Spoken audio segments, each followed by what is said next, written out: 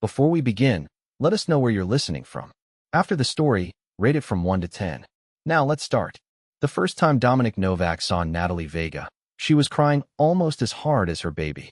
He wasn't supposed to be in the corporate headquarters of Vega Innovations that day, just another struggling musician picking up handyman work to make ends meet. But sometimes life's most important moments happen when you're supposed to be somewhere else. Dominic adjusted his tool belt as he stepped out of the service elevator onto the executive floor.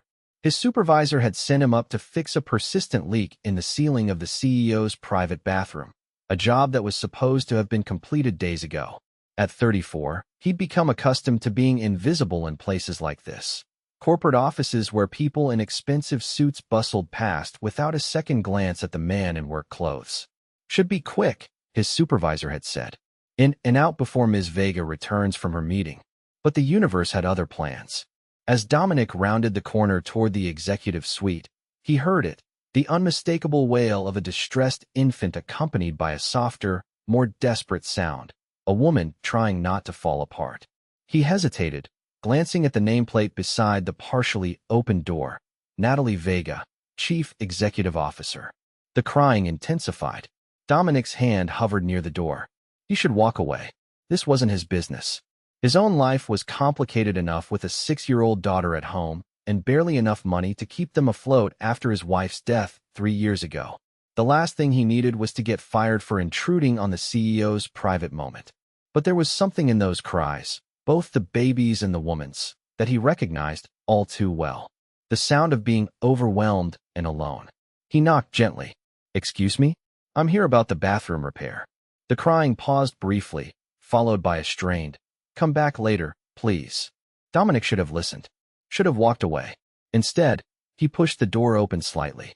The woman pacing the spacious office looked nothing like the polished CEO whose photo he'd seen in the lobby. Natalie Vega's dark hair had escaped its elegant updo, her mascara was smudged, and her silk blouse was stained with what looked like baby formula. In her arms, a red-faced infant, no more than 4 months old, screamed with impressive lung capacity. "I said come back," she began, turning toward him with fire in her eyes that quickly dissolved into exhaustion. "I'm sorry. It's just not a good time." "I can see that," Dominic said, stepping into the office despite his better judgment. "Is there anything I can do to help?" The woman laughed, a brittle sound with no humor. "Can you run a multinational corporation while simultaneously being a competent mother?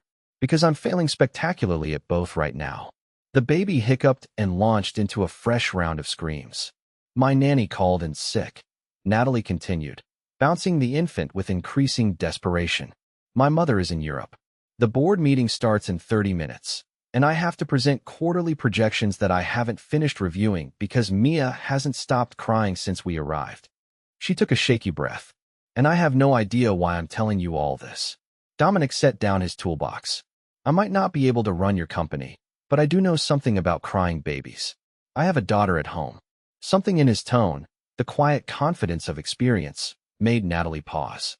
She studied him with new interest, taking in his worn work clothes, the calluses on his hands, and the gentle assurance in his eyes.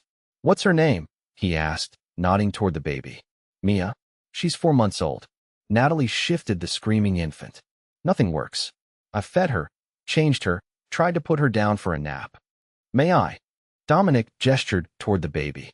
Natalie hesitated, maternal protectiveness warring with desperation. After a moment, she carefully transferred the wailing bundle to his arms. Dominic cradled Mia with practiced ease, supporting her head and tucking her against his chest. He began to hum softly, a melody he'd composed years ago for his own daughter, Lily. The baby's cries didn't stop immediately, but they lessened in intensity as she sensed the calm, steady heartbeat against her ear. "You're overstimulated, aren't you, little one?" he murmured. "All these bright lights and strange sounds. It's a lot to take in." He glanced around the office and spotted Dominic's guitar case leaning against the wall beside his toolbox. "Actually, I might have something that could help. Would you mind if I?" Natalie followed his gaze to the guitar case. "You're a musician?" "Among other things," he replied with a self-deprecating smile. "Handyman, father, an occasional guitar player. None of which pay particularly well, which is why I do all three." He gently returned Mia to her mother, then retrieved his guitar from its case. It was a weathered instrument, well-loved and clearly used often. He sat on the edge of a nearby chair and began to tune it with practiced fingers. "This used to work for my daughter when nothing else would," he explained, and began to play. The melody was simple but beautiful, a lullaby with hints of folk music woven throughout. His fingers moved with graceful confidence across the strings, and when he started to sing, his voice was a gentle baritone that filled the room without overwhelming it. Mia's cries softened, then quieted completely as her wide eyes fixed on the source of this new, fascinating sound. Natalie stared at Dominic with astonishment as her daughter's tiny body relaxed against her. "That's incredible," she whispered, afraid to break the spell. "She hasn't been this calm all day." Dominic smiled, continuing to play. Music has a way of reaching us when nothing else can. For several minutes, the only sound in the office was the gentle melody of Dominic's guitar. As the final notes faded, Mia's eyes had grown heavy, her breathing deep and even. "She's almost asleep," Natalie marveled, looking down at her peaceful daughter. When she looked up again, her eyes were bright with unshed tears. "Thank you. Just glad I could help," Dominic replied, carefully returning his guitar to its case. He hesitated, then added, "I should probably get to that repair now." Before Natalie could respond, her office door swung open. A sharply dressed man with silver-streaked hair entered, a tablet in hand. "Natalie, the board is assembling early," and he stopped short at the sight of Dominic. "Who's this?" Natalie straightened, the CEO persona sliding back into place despite the baby in her arms. "Richard, this is..." She paused, realizing she didn't know the name of the man who had just rescued her. "Dominic Novak," he supplied, extending a hand that the newcomer pointedly ignored. "He's here to fix the leak in my bathroom," Natalie added quickly.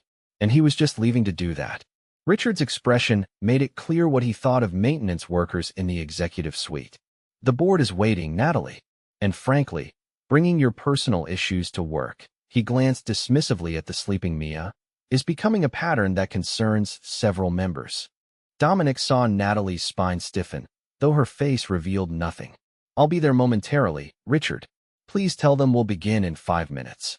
After Richard departed with a skeptical look, Natalie turned to Dominic with a professional smile that didn't reach her eyes. "Thank you again for your help, Mr. Novak. The bathroom is through that door." The warmth of their shared moment had evaporated, replaced by the clear boundaries between CEO and maintenance worker. Dominic nodded, gathering his tools. "Of course, Ms. Vega." As he worked on the leak, Dominic could hear Natalie on the phone, presumably arranging emergency childcare for Mia. Her voice was measured and authoritative, entirely different from the vulnerable woman he'd met minutes earlier. By the time he finished the repair, the office was empty, with no sign of Natalie or her baby. Only a hastily scribbled note on expensive stationery remained on the desk. "Thank you for your help today. NV."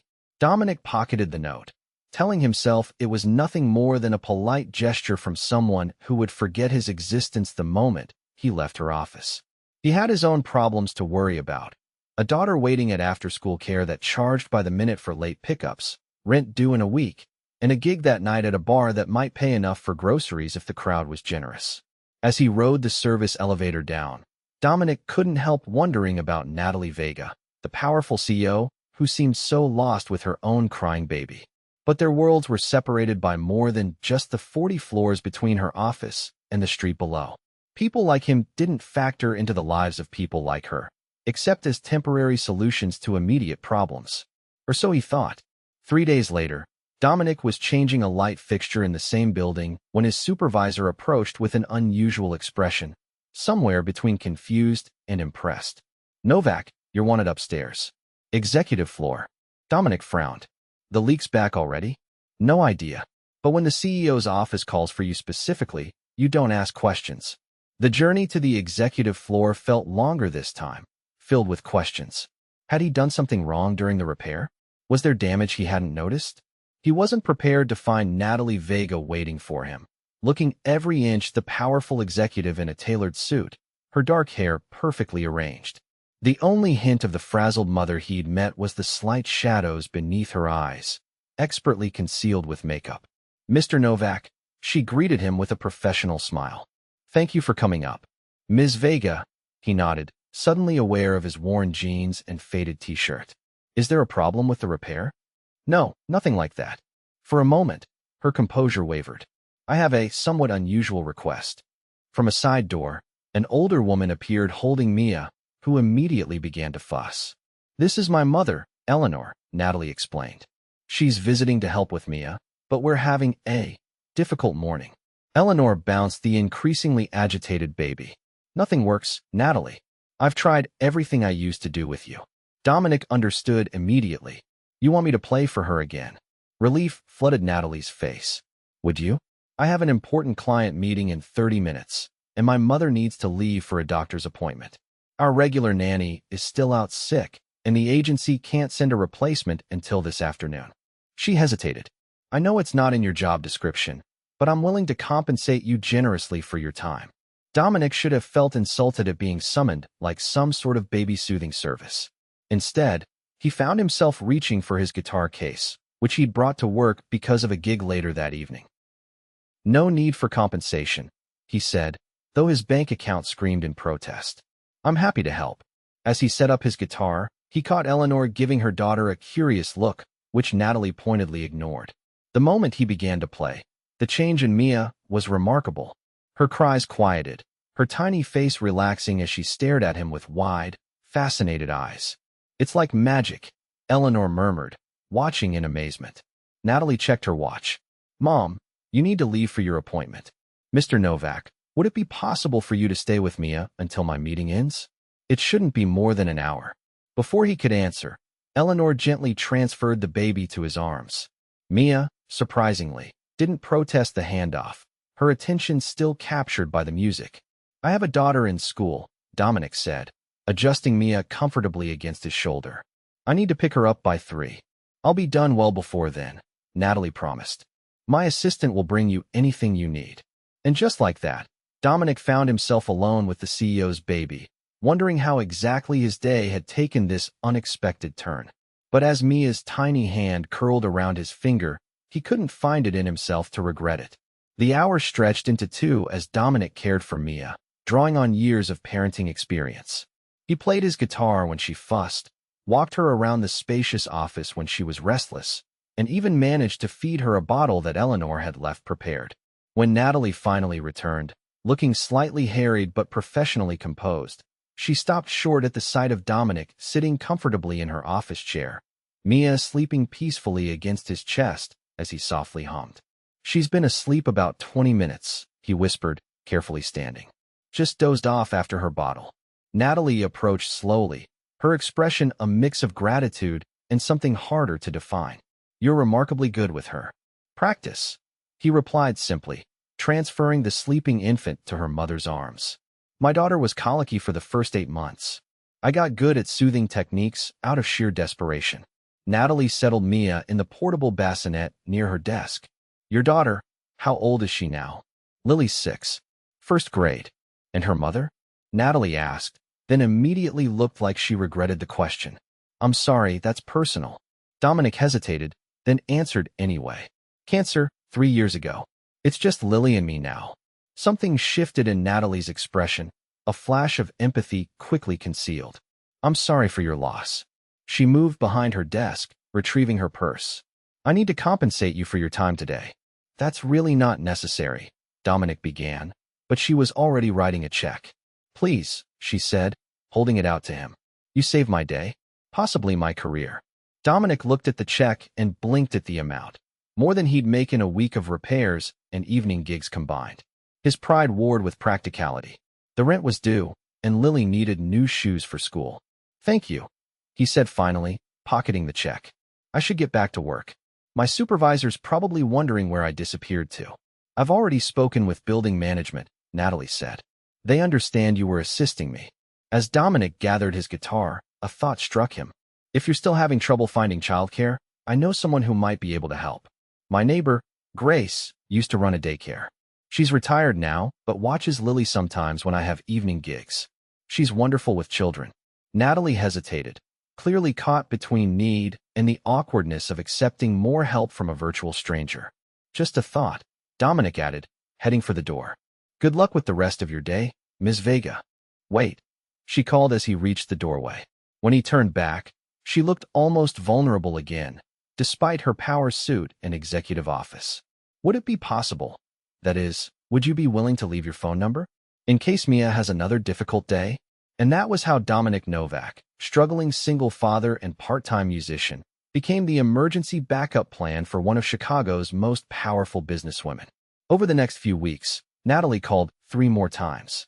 Each occasion was presented as an emergency, the nanny canceling last minute, Mia refusing to settle for anyone else. But Dominic began to suspect that sometimes Natalie just wanted the peace his music brought to both her and her daughter. He never said no, partly because the generous checks helped with Lily's school supplies and the perpetually leaking roof of their small rental house, but also because he found himself looking forward to these interludes in Natalie's world.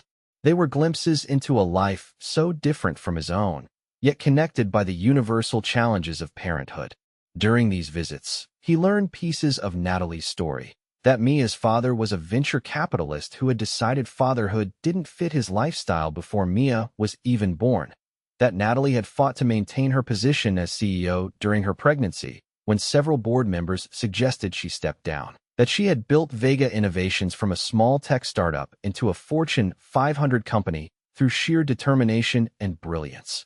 What he didn't tell her was how Lily had started asking questions about the mysterious work emergency that occasionally pulled him away on afternoons when he would normally pick her up from school, or how his band members teased him about his secret girlfriend when he had to reschedule rehearsals, or how he sometimes found himself thinking about Natalie's rare, genuine smile when she returned to find Mia content in his care. Their carefully maintained arrangement might have continued indefinitely if not for the thunderstorm that hit Chicago one Tuesday afternoon in October. Dominic was at his regular maintenance job when the storm rolled in, unexpected and violent enough that schools across the city began closing early.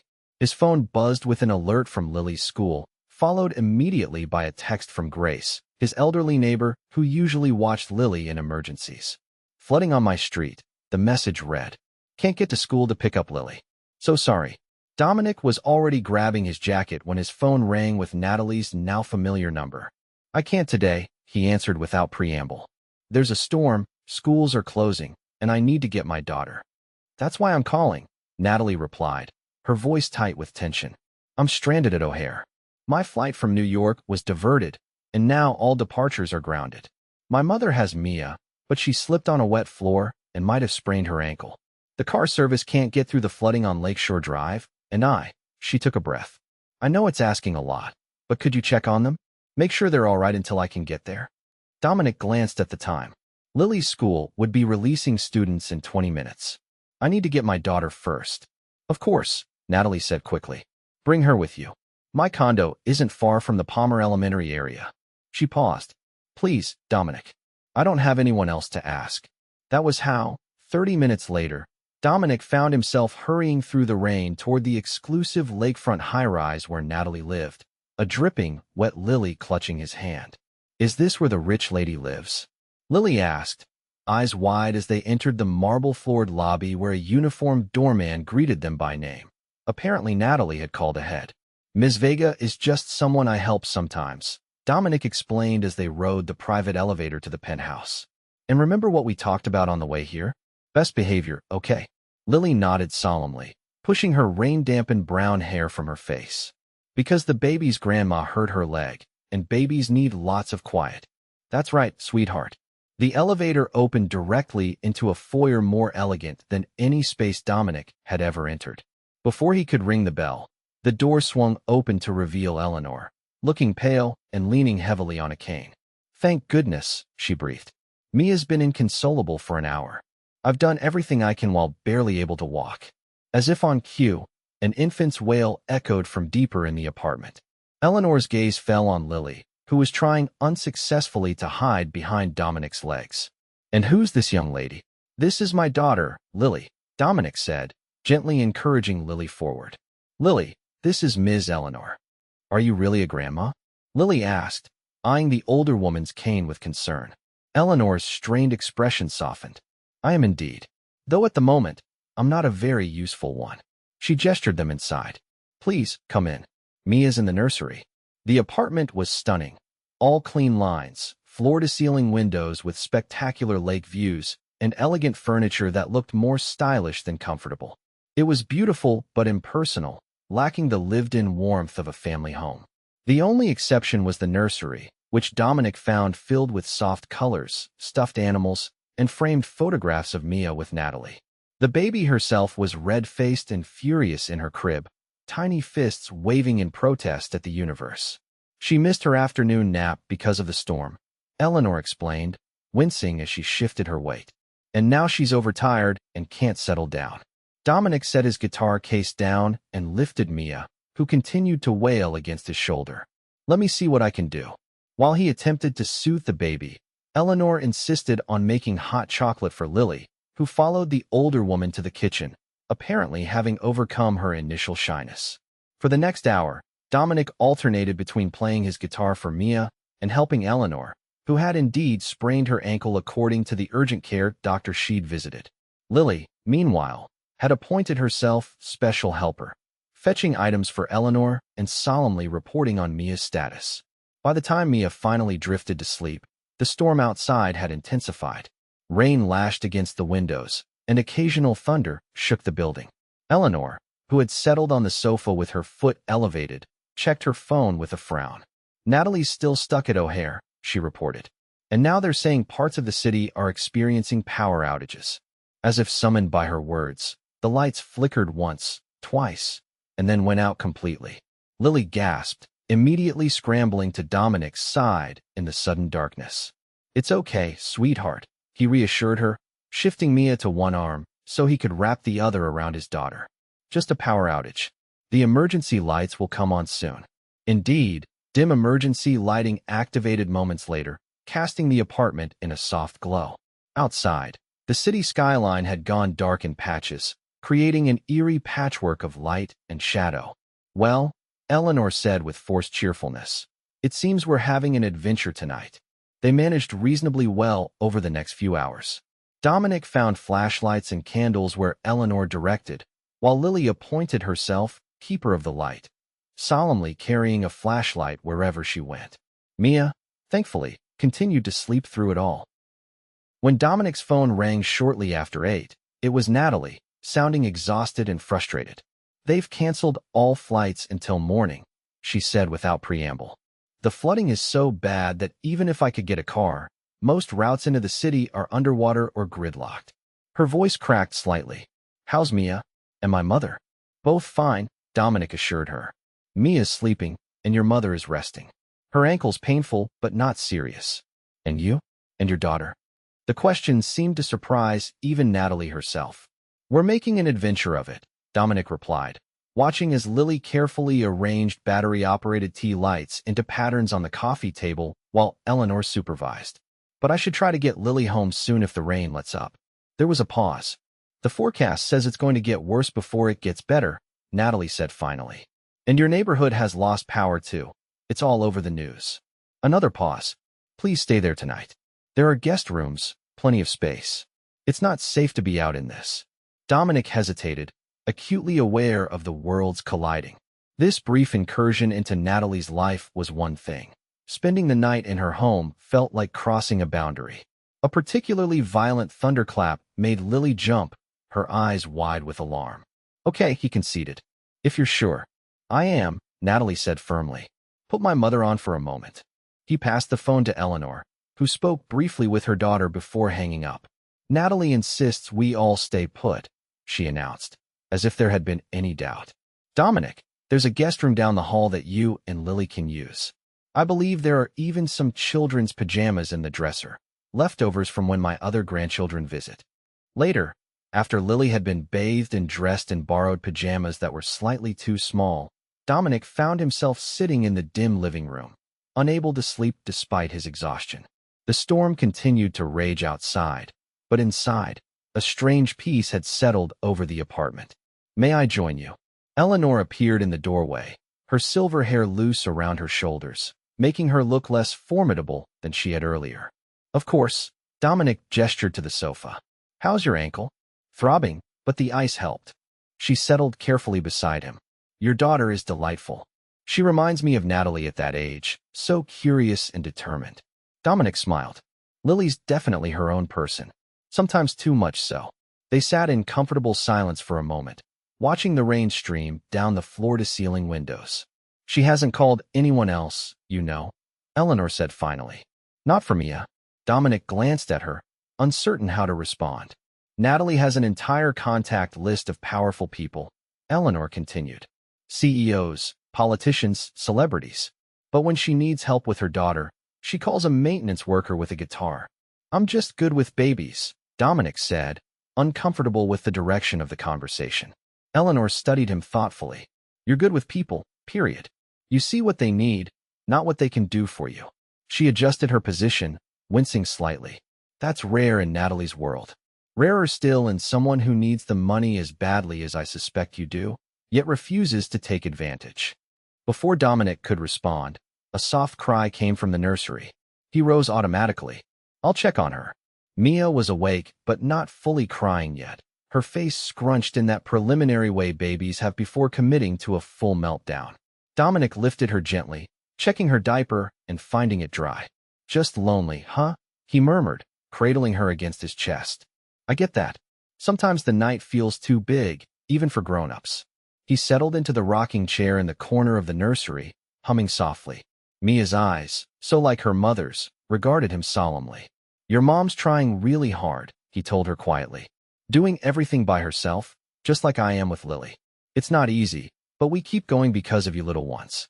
You make it all worth it. Mia made a soft cooing sound, her tiny hand finding his finger and gripping it with surprising strength.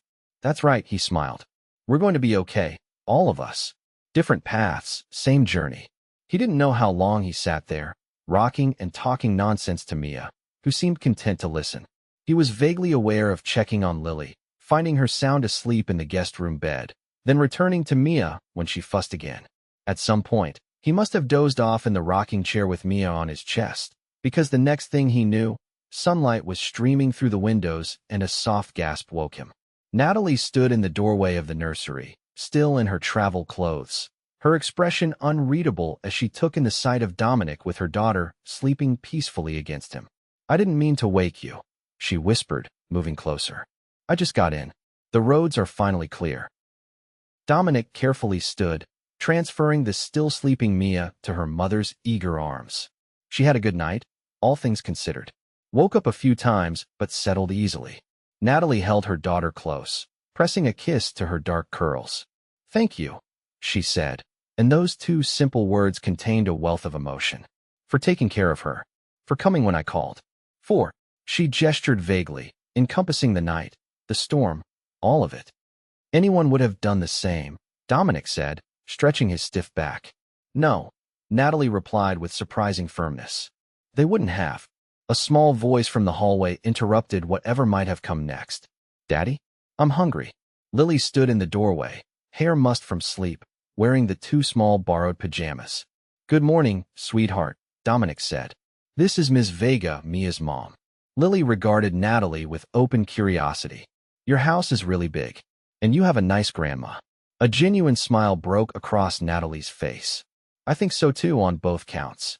She shifted Mia to one arm and extended her other hand to Lily. I'm very pleased to meet you, Lily.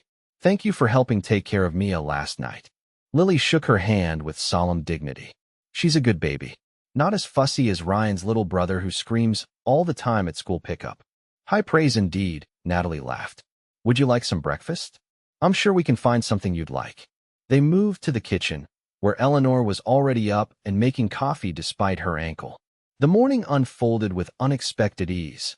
Natalie preparing pancakes while still in her rumpled business attire, Lily chattering about school and her favorite subjects, Eleanor telling stories that made Natalie groan with embarrassment.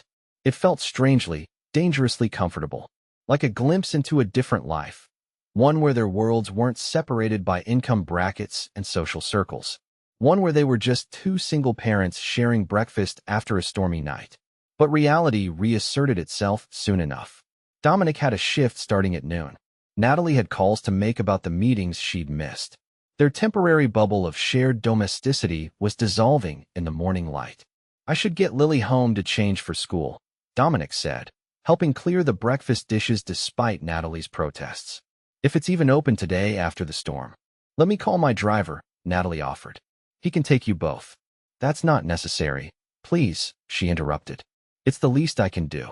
In the end, he accepted, knowing it would save them a long, wet walk to the nearest functioning bus stop. While Natalie made the arrangements, Dominic helped Lily collect their things and change back into her own clothes, now mostly dry. At the door, Natalie handed him an envelope. For last night, she said. Dominic hesitated before taking it. This is becoming a habit. A good one, I hope. She shifted Mia in her arms. I was thinking. That is, I wondered if perhaps. She straightened, seemingly finding her professional demeanor again. Would you be interested in a more formal arrangement? For your musical services with Mia? She responds to you in a way she doesn't with anyone else. You're offering me a job? As what, a baby musician? Natalie flushed slightly. That sounds ridiculous when you put it that way. I meant more like regular sessions. Properly scheduled, properly compensated. The practical part of Dominic knew he should say yes immediately. The money would make a huge difference for him and Lily. But something held him back, a sense that turning this connection into a transaction would change it fundamentally. I'll think about it, he said finally. And I'll let you know. Natalie nodded, looking both disappointed and relieved. Of course. Take all the time you need. As the elevator doors closed on him and Lily, Dominic wondered if he'd just made a terrible mistake. The next few weeks brought a strange silence from Natalie. No emergency calls, no requests for his musical intervention with Mia. Dominic told himself it was for the best, that their worlds were too different, the boundaries too blurry. He focused on Lily, on his maintenance job, on the band that had finally landed a steady weekend gig at a bar downtown. But he found himself missing those interludes in Natalie's world. Missing Mia's solemn gaze as he played, the weight of her tiny body against his shoulder. Even missing the glimpses of vulnerability beneath Natalie's polished exterior. November arrived with bitter winds and the first threat of snow. Dominic's landlord informed him that the rent would be increasing in January. Market adjustments, he called it, though the roof still leaked and the heating system still made alarming noises on cold nights. The timing couldn't have been worse, with holiday expenses looming and Lily growing so fast she needed new everything. On a particularly cold Tuesday, Dominic was changing light fixtures in the office building where he'd first met Natalie when his phone rang with an unfamiliar number. Is this Dominic Novak? A woman's voice asked when he answered. Yes, that's me. This is Sandra from Palmer Elementary. I'm calling about Lily. His heart dropped. Is she okay? She's not hurt, Sandra assured him quickly, but she's running a fever, and school policy requires that she be picked up immediately. Dominic glanced at his watch. He was only 2 hours into his shift, with 6 more to go. His supervisor was already unhappy about his special assignments for the CEO. Taking another day off could cost him his job. I'll be there as soon as I can, he promised, already calculating which bills would have to wait if his next paycheck was short. 20 minutes at most. He was requesting the time off from his visibly annoyed supervisor when the elevator doors opened and Eleanor Vega stepped out, elegant in a camel coat and carrying a designer handbag that probably cost more than his monthly rent. Mr. Novak, she called, approaching with purpose. I hoped I might find you here. Mrs. Vega, he acknowledged, surprised. I'm actually just leaving. There's an emergency with my daughter. Eleanor nodded as if this confirmed something. That's precisely why I'm here. Natalie received a call from your daughter's school. Apparently you listed her as an emergency contact some weeks ago. Dominic blinked in confusion. He vaguely remembered filling out updated contact forms after the night of the storm, and in his sleep-deprived state, he must have added Natalie's name, thinking of her as someone who might help in a crisis. He'd completely forgotten about it. They couldn't reach you, Eleanor continued. Your phone went straight to voicemail. Dominic checked his phone and saw the missed call notification. The basement level where he'd been working often had poor reception. Natalie is in Seattle on business, Eleanor explained, but she called me immediately. I'm here to drive you to the school. That's very kind, but no arguments, Eleanor interrupted firmly. The car is waiting. In the sleek town car, Dominic sat awkwardly beside Eleanor, acutely aware of his work clothes and tool belt. I appreciate this, he said finally, but it wasn't necessary to involve Ms. Vega. I would have managed. Eleanor gave him a look that reminded him strongly of Natalie. By risking your job? By taking your sick child on public transportation in November? By pretending you don't need help when it's offered? Put that way, his pride did seem rather foolish. Natalie told me you never called about her job offer. Eleanor continued after a moment. She thought perhaps you didn't want to be entangled with our family anymore. It wasn't that, Dominic said quietly. It was, he stopped, unsure how to explain the complicated mix of feelings that had kept him from calling. It's complicated. Eleanor studied him thoughtfully. You know, when my husband died 15 years ago, I thought I had to do everything alone. Prove I didn't need help, especially from people I saw as charity givers. She smiled faintly. It took me nearly having a breakdown before I realized that accepting help isn't weakness. It's wisdom. Before Dominic could respond, they arrived at the school. Eleanor insisted on coming inside with him, her authoritative presence smoothing the way through administrative requirements. Lily, flushed and miserable in the nurse's office, brightened slightly at the sight of her. The nice grandma, she mumbled through her fever. Eleanor smiled, touching Lily's forehead gently. Not feeling well today, are we? My throat hurts, Lily confirmed. And I'm cold and hot at the same time. While Dominic signed the necessary forms, Eleanor wrapped her own cashmere scarf around Lily's neck. This will help keep you warm until we get you home. We should call a doctor, Dominic said as they settled Lily in the car, worry gnawing at him. His health insurance was minimal at best, and the urgent care copay would demolish his grocery budget. Already arranged, Eleanor informed him. My personal physician is meeting us at your home. Eleanor, that's too much. Nonsense. Consider it a thank you for all you've done for Mia. For Natalie. She patted his hand. Sometimes the universe gives us a chance to return kindness. Let me take it. The next few hours passed in a blur. The doctor diagnosed Lily with strep throat, prescribed antibiotics, and left after assuring them she would be fine with rest and medication. Eleanor, meanwhile, had somehow arranged for soup delivery from an upscale restaurant and stocked Dominic's nearly empty refrigerator with groceries that appeared as if by magic. By the time Lily was sleeping peacefully, medicine administered and fever beginning to drop, Dominic was overwhelmed by the quiet efficiency with which Eleanor had taken charge of the situation. I don't know how to thank you, he said as they sat at his small kitchen table, the contrast between Eleanor's elegant appearance and his shabby apartment striking, but somehow not awkward. You could start by calling my daughter, Eleanor replied directly. She's been impossible since you stopped coming around.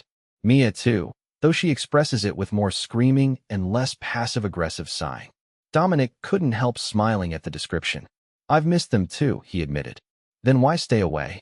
He considered the question carefully. I think I was afraid. Of what? Of fitting too well into a world where I don't belong. He traced a pattern on the worn tabletop. Of Lily getting attached to people who would eventually realize we're not part of their circle. He hesitated. Of how I feel when I'm with Natalie. Eleanor's expression softened. And how is that? Like I've found someone who sees me, he said simply. Not just the single dad or the handyman or the struggling musician. Me. Eleanor reached across the table and patted his hand. That's not something to fear, Dominic. That's something to treasure. Later that evening, after Eleanor had left with promises to check on them tomorrow, Dominic sat beside Lily's bed, watching her sleep. His phone felt heavy in his hand as he considered what Eleanor had said. Finally, he typed a message to Natalie. Thank you for sending your mother today. Lily is doing better. And if the offer still stands, I'd like to discuss that arrangement for Mia. Her reply came almost immediately. I'm so glad Lily is improving. The offer absolutely stands. But I have a confession. It was never just about Mia. Before Dominic could puzzle through what that meant, another message appeared. I'm flying back tomorrow. May I come see you both? There's something I'd like to discuss in person. The next afternoon, Dominic was helping Lily build a blanket fort in the living room. Her fever had broken, and though still sick, she was restless after being confined to bed all morning when the doorbell rang. He opened it to find Natalie on his doorstep, looking both perfectly put together and strangely nervous. She held Mia in one arm and a shopping bag in the other. Hi, she said simply. Hi, he echoed, stepping back to let them in. Natalie took in the half-constructed blanket fort with an amused smile. I see we're interrupting architectural innovations. Daddy says it needs more structural integrity. Lily reported from her nest of blankets, her voice still raspy. That means it keeps falling down. I brought you something, Natalie said, setting Mia down in her portable car seat before offering the bag to Lily. A little get-well present. Lily's eyes widened as she pulled out a plush stuffed cat, almost identical to one she'd admired in Mia's nursery during their stay. It's so soft, she whispered, hugging it close. Mia has the same one, Natalie explained. She wanted her friend to have a matching cat. Dominic watched as Lily immediately showed the toy to Mia, who gurgled happily in response, tiny hands reaching out. Can we talk? Natalie asked quietly. Somewhere private? They ended up in Dominic's small kitchen, standing awkwardly among the mismatched appliances and chipped countertops. Your mother told me you listed me as an emergency contact, Natalie began. Why? Dominic leaned against the counter. Honestly, I was sleep-deprived that morning after the storm, and when I was updating Lily's forms, I thought, if something happened and I couldn't be reached, you were someone who would know what to do. He shrugged. I forgot about it until yesterday. I'm glad you did it. She took a deep breath. When the school called, and they said Lily was sick and they couldn't reach you, I was terrified for you both. All I could think was that you needed help, and I wasn't there to give it. You sent your mother, Dominic pointed out. That was more than enough. But it wasn't me, Natalie said with unexpected intensity. And I wanted it to be me. The same way you've been there for us, over and over. She moved closer, her expression serious. I've been thinking a lot about what you bring to Mia's life. To my life. It's not just the music, though that's magical. It's your steadiness, your kindness, the way you see what's needed and provide it without making anyone feel inadequate for needing help. Dominic swallowed hard. Natalie, let me finish, please. She squared her shoulders. The job offer, it was a terrible idea. I see that now. I was trying to find a way to keep you in our lives without admitting why I really wanted you there. And why is that? Dominic asked, heart beating faster. Instead of answering directly, Natalie reached into her pocket and pulled out a folded piece of paper. My mother gave me this. She said she found it in your guitar case the morning after the storm. Dominic recognized it immediately, a song he'd been composing over the weeks he'd known Natalie and Mia. He'd written it late at night, after Lily was asleep, channeling the complicated emotions of a connection he never expected to find. I didn't mean for anyone to see that, he said, embarrassed. It's beautiful, Natalie whispered. No one's ever written something like that for me before. I don't know if it was for you. Exactly, Dominic admitted. It was about possibilities. Connections that don't make sense on paper, but feel right anyway. Like a CEO and a handyman, Natalie suggested, a small smile touching her lips. Like two people trying to raise children on their own, finding they're stronger together, Dominic corrected gently. The space between them seemed charged with potential energy. Natalie took another step closer. I don't want to hire you, Dominic. I want to know you. I want our children to know each other. She hesitated, then finished with simple honesty. I want you to be part of our lives, not because I'm paying you, but because you want to be there. From the living room came the sound of Lily talking animatedly to Mia, who responded with happy babbling. And what about the rest of your world? Dominic asked. The board members who think you're compromising your career by being a mother? The society, people who would raise eyebrows at someone like me. They don't matter, Natalie said firmly. What matters is that when Mia was crying and I was at my wit's end, you came in with your guitar and created peace. What matters is that when you look at me, you see past the CEO to the person underneath. She reached for his hand. What matters is that I haven't felt this way about anyone since. Well, ever. Dominic's fingers closed around hers. I'm not an easy addition to anyone's life, he warned. I have irregular hours, limited income, and a stubborn streak about accepting help. And I'm a workaholic with trust issues and a tendency to try controlling everything, Natalie countered. We can work on our flaws together. A crash from the living room interrupted them, followed by Lily's voice calling. It's okay. Nobody's hurt. The fort just needs more structural integrity again. They looked at each other and laughed, the tension broken. Maybe we could start with dinner, Dominic suggested. A proper one, not an emergency baby soothing session. I'd like that, Natalie smiled.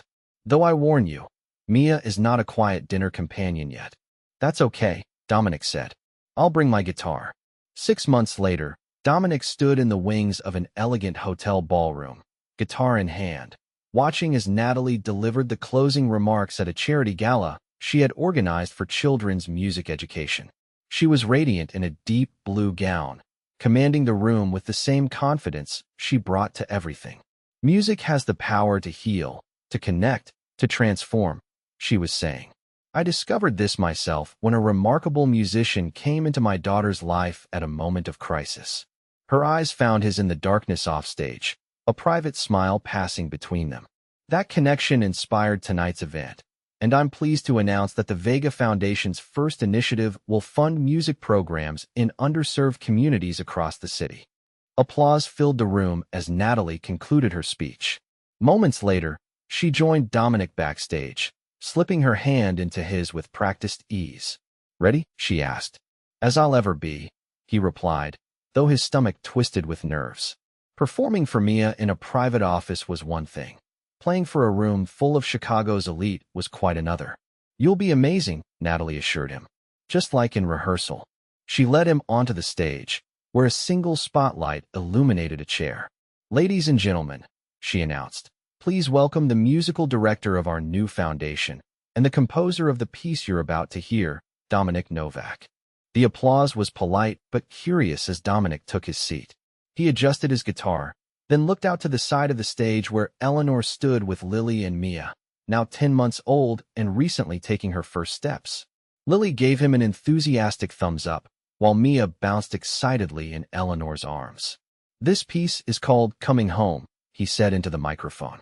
"It's about finding family in unexpected places." As he began to play, the melody that had once soothed a crying baby in a corporate office transformed into something richer, fuller, a story told in music about two separate journeys becoming one shared path. When he finished, the room was silent for a heartbeat before erupting in genuine, enthusiastic applause. Natalie returned to the stage, her eyes shining with emotion as she took his hand. Later, after the gala had ended and they had returned to what was now their shared home, a compromise between his modest neighborhood and her luxurious condo, Dominic sat on the edge of Lily's bed, listening as she recounted her favorite parts of the evening. "And then when you played your song, Mia started dancing," she reported sleepily. "She kept saying da-da and reaching for you." Dominic smiled, though his heart twisted a little. In the months since he and Natalie had begun building their life together, Mia had started forming words. Da-da was her favorite, applied liberally to everyone from Dominic to stuffed animals. He tried not to read too much into it, knowing she was too young to understand the complexities of their blended family. "Time to sleep, sweetheart," he said, tucking the covers around Lily. "You have school tomorrow." "I know." She yawned hugely. "Daddy? Are we always going to live here now? With Natalie and Mia and Grandma Eleanor when she visits?" The question was casually asked but weighted with importance. "Would you like that?" Dominic asked carefully. Lily nodded, eyes already drifting closed. "It feels like home now." After she had fallen asleep, Dominic found Natalie in Mia's room, watching their daughter sleep. He slipped his arms around her waist from behind, and she leaned back against him with a contented sigh. "Lily called this home," he murmured against her hair. Natalie turned in his arms, eyes searching his. "Is it for you?" He thought about the journey that had brought them here, from a chance encounter with a crying baby to this moment of quiet intimacy. How a simple act of kindness had opened the door to something neither of them had been looking for, but both desperately needed. "Home isn't a place," he said softly. "It's where we build our life together. So yes, this is home." Natalie's arms tightened around him. "There's something I've been wanting to ask you," she began, then hesitated. "What is it?"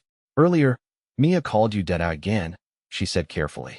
"And I realized, I don't want it to be just a baby's babble. I want it to be real." Dominic's heart beat faster. "What are you saying?" Natalie took a deep breath. "I'm saying I love you. I'm saying that you've become essential to both of us. I'm saying..." She stepped back and reached into the pocket of her robe, withdrawing a small velvet box. "Traditionally, the man does this part," she said with a nervous laugh. "But we've never been traditional, have we?" She opened the box to reveal a simple platinum band. "I don't want you to just stay tonight, or next week, or next year. I want you to stay forever. Will you marry me, Dominic?" For a moment, he could only stare at the ring, at Natalie, at the sleeping baby who had brought them together. He thought of all the times he'd struggled alone, convinced that was his path, of all the barriers he'd imagined between their worlds, of how completely those barriers had dissolved in the face of what they'd built together. His answer, when it came, was as simple and true as the melody he'd played that first day. Yes. Later that night, as Natalie slept beside him, Dominic found himself thinking of that first encounter, how he'd almost walked away from the sound of a crying baby and a desperate mother. How differently their story might have unfolded if he hadn't knocked on that door. Life had taught him that happiness was fragile, that security could vanish in a moment. But it had also shown him that sometimes, when you least expect it, you find exactly what you need. Not just someone to love, but a place to belong. In the quiet darkness, he made a silent promise to the sleeping woman beside him and the children down the hall. Whatever challenges came their way, and there would be many, they would face them together.